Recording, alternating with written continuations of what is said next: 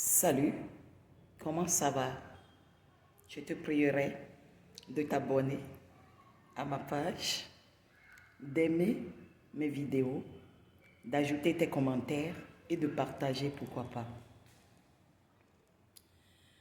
Je voudrais partager avec toi un message, sinon une révélation divine qui sera salutaire pour toi si tu t'y appliques. N'écoute pas mon charabia. Il faut écouter le contenu de ce que je suis en train de véhiculer comme un message. Écoute bien. Sois attentionné. Laisse tout ce que tu es en train de faire. Car le Seigneur, par amour pour toi, s'est souvenu de toi et aimerait que tu sois au parfum de cette révélation. Que tu agisses conformément à cela pour le changement de ta condition de vie. Dans la Bible, il y a Joseph qui était un orphelin, mais qui a réussi à devenir le premier ministre dans un pays étranger, comme l'Égypte. Il était un orphelin. Sa mère n'existait pas. Sa mère est décédée quand il était jeune. Mais cela ne l'a pas empêché de travailler pour sa gloire. Il y a aussi quelqu'un qu'on appelle Jephthé. Jephthé. Dans le livre de Juges, chapitre 11. Ce monsieur était rejeté par ses frères. C'était un enfant déshérité. Ses frères ne voulaient rien savoir de lui. On peut même dire que toute une partie de sa communauté l'a rejeté simplement parce qu'il est issu d'une relation adultérine. Sa mère était une prostituée. Donc, les enfants de Galade ont dit non, on ne veut pas de lui. Il n'héritera rien de notre père. Donc, ce monsieur, il ne s'est pas laissé au découragement. Il n'a pas laissé ce rejet l'affecter négativement. Il a travaillé dur. Il a utilisé son cerveau. Il a trouvé quelque part où se réfugier. Et puis là-bas, il a travaillé acharnement pour sa gloire. Et effectivement, il a été élevé au rang des dignitaires, le chef de sa contrée. Vous voyez ce que l'homme peut devenir s'il décide de travailler pour son bonheur.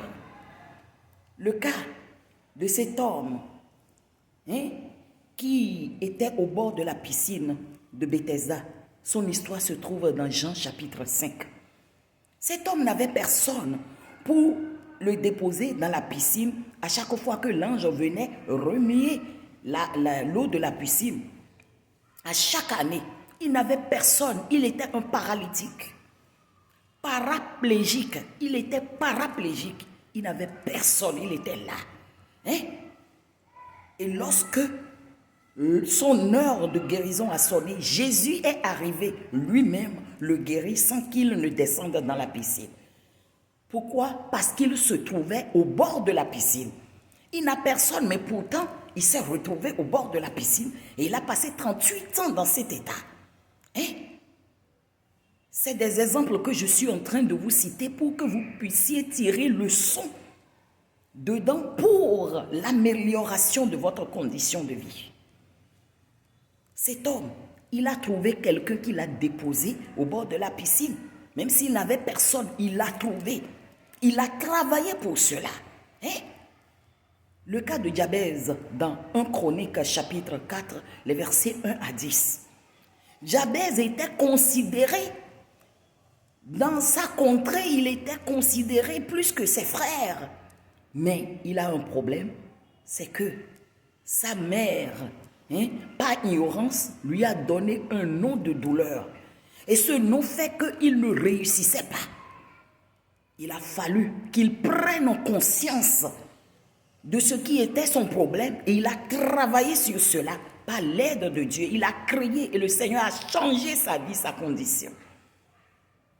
Et oui, il y a plusieurs exemples que je peux vous citer. Mais je vais choisir un dernier qui est très marquant, qui est le principal même. Jésus-Christ, notre Sauveur. Il avait une mission à accomplir sur cette terre. Il est arrivé. Il a fait des miracles sur des miracles. Ses frères ont vu, mais cela ne les a pas empêchés de le rejeter. Jusqu'à aujourd'hui, une partie des Juifs ne reconnaît pas la seigneurie de Jésus-Christ. Alors qu'on dit que sans lui, tu n'auras pas la vie éternelle. Vous voyez, ça c'est une petite parenthèse. Jésus n'a pas regardé au rejet pour changer de décision, de nous sauver. Non, il est allé jusqu'au bout parce qu'il sait ce qu'il attend après son obéissance à Dieu. Il a travaillé durement pour sa mission. Et à la fin, dans le livre de Philippiens 2, versets 9 à 10, il est dit qu'il a reçu le nom au-dessus de tous les noms. Et qu'à la mention de son nom, tout genou fléchit et toute langue confesse qu'il est Seigneur. Dieu l'a souverainement élevé. Donc c'est ça. Toi, après avoir écouté toutes ces histoires, quelle leçon tu peux y tirer pour l'amélioration de ta condition de vie? Tu te dis, oh, je n'ai personne. Et tu croises les bras à la maison. Tu ne fais rien. Tu ne fais rien. Et tu es là à critiquer les autres. Oh, ils n'aident pas leurs frères. En tant que chrétiens, nous devons être solidaires. Nous devons nous aider mutuellement. Tu es là à critiquer. Au lieu de prendre ton temps à profit, de réfléchir à qu'est-ce que je vais faire pour joindre les deux bouts. Non, tu veux être parasite. Tu attends des autres. Ne sais-tu pas que les autres vont penser à eux-mêmes avant de penser à toi? C'est comme ça que la nature est faite. Même ton frère Germain, s'il en a, s'il est trop riche, il va d'abord penser, faire des calculs. Se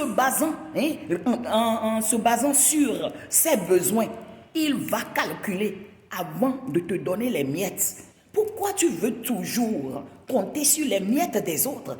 Tu ne veux pas aller faire quelque chose. Il y a 3 éléments qui peuvent t'aider et que Dieu t'a donné. Dieu a donné à tout le monde les ressources dont nous avons besoin pour vivre heureux sur cette terre sans compter sur les autres, sans être dépendant de l'autre. Il faut dépendre de Dieu plutôt. Premièrement, tu pries et tu demandes le secours de Dieu. Deuxièmement, tu as ton cerveau que Dieu t'a donné. Tu peux réfléchir, tu peux monnayer les résultats de ta réflexion. Tu as les bras, tu as l'énergie, tu as les pieds. Et pourquoi tu ne te rends pas service? Pourquoi tu ne te rends pas service? Réfléchis à ta condition et arrête de te ridiculiser. Les gens se moquent de toi à cause de ta paresse, de ta négligence. Tout le temps, 24 heures sur 24 heures, tu es devant ton poste téléviseur en train de changer des chaînes de télévision. Et puis tu espères que la nourriture, la manne va tomber du ciel pour toi. Non, nous ne sommes plus au temps de la manne. Il faut travailler. Arrête de saboter le nom de Dieu. C'est sincère. Et cela dit, je ne suis pas en train d'encourager la haine, le fait de ne pas donner aux autres, de ne pas être généreux. Soyons généreux, mais décourageons la paresse et la négligence. La parasitose, nous devons décourager cela. Que Dieu vous bénisse. J'espère que le message a passé.